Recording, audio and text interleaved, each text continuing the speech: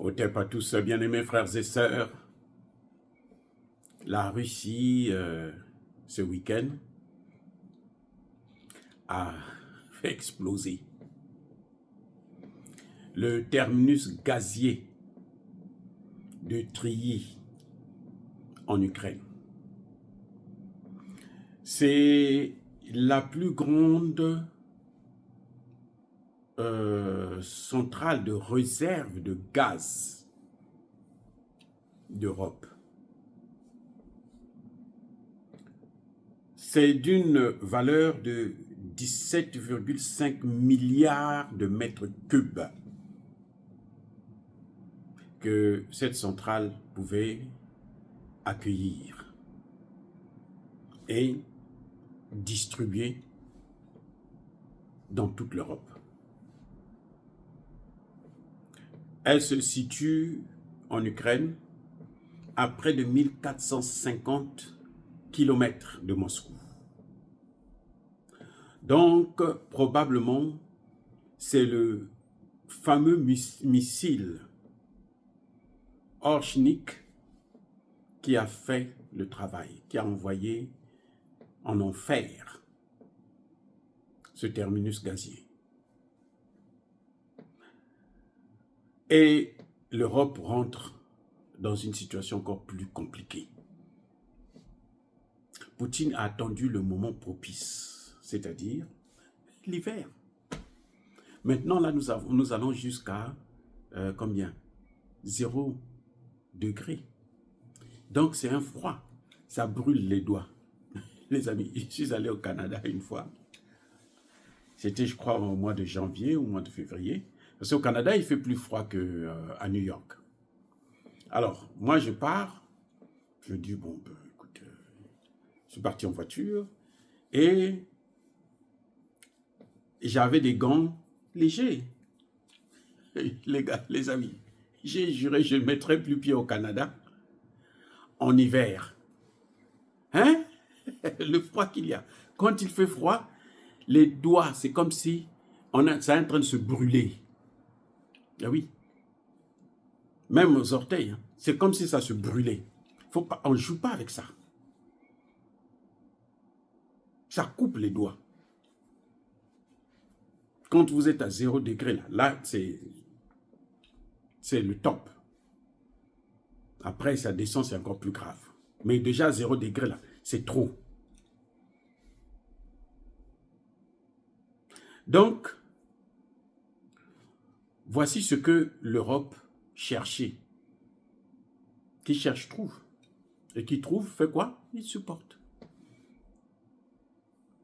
Le gaz qui allait en Europe, là, sur l'ensemble des pays européens, ça passait par cette centrale. Et Moscou a fait voler ça en fumée. C'est parti en fumée. Avec toutes les réserves, bien entendu, qu'il y avait. Et actuellement, les Ukrainiens demandent à Zelensky de négocier. Ils disent, nous, on ne veut pas mourir à cause de ta guerre. Arrête cette guerre-là. Comme ça, nous, on aura notre pain. Nous, ce qu'on veut, là, c'est que tu arrêtes la guerre comme ça. On aura le gaz et le pétrole tranquillement de la Russie. Voilà ce que demandent les Ukrainiens. Plus de 60% des Ukrainiens ne veulent plus de cette guerre. Vous m'entendez, les gars? Plus de 60%. C'est pas 1, c'est pas 2, c'est pas 3, c'est pas... Plus de 60% de la population ukrainienne ne veut plus entendre parler de cette guerre. Ils demandent à Zelensky de s'asseoir sur la table de négociation et, bon, pour sauver ce qui reste. Parce qu'ils en ont marre.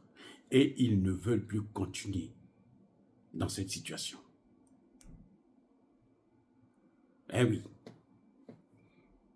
La situation en Ukraine, d'ailleurs, sur tout le front, que ce soit en Ukraine, que ce soit à Koursk, eh bien, les fronts, alors, l'armée est en train d'être effondrée, écrasée,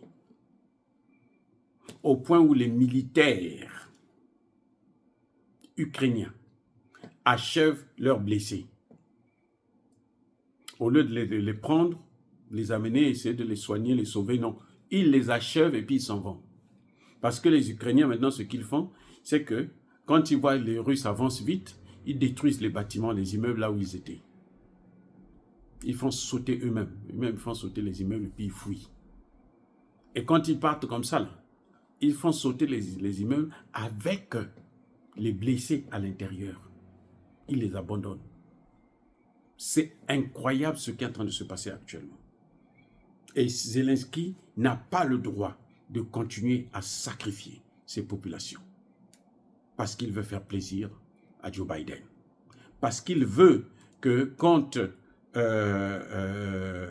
Donald Trump prend les commandes des États-Unis, qu'il soit dans une position où il a quelque chose en échange pour négocier. Alors qu'il sait qu'il n'aura rien. Trump l'a déjà dit, les négociations se feront. Sans ni Zelensky, ni l'Europe. Ça se fera entre Poutine et Trump. Point.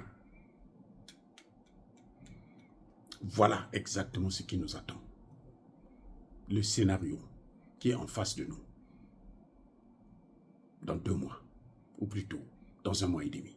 Oh les amis, encore une fois de plus, soyez bénis, soyez abondamment bénis par le Dieu des Kémites et par nos ancêtres angélisés. Mais que tous ceux qui persécutent le continent africain, le pillent et le déstabilisent, qu'ils soient noirs, blancs, chinois, arabes, juifs, indiens ou qui qu'ils soient punis, maudits, foudroyés, neutralisés, écrasés, effacés par le Dieu des Kémites et par nos ancêtres angélisés. Vive l'Afrique éternelle, j'ai dit, et j'assume.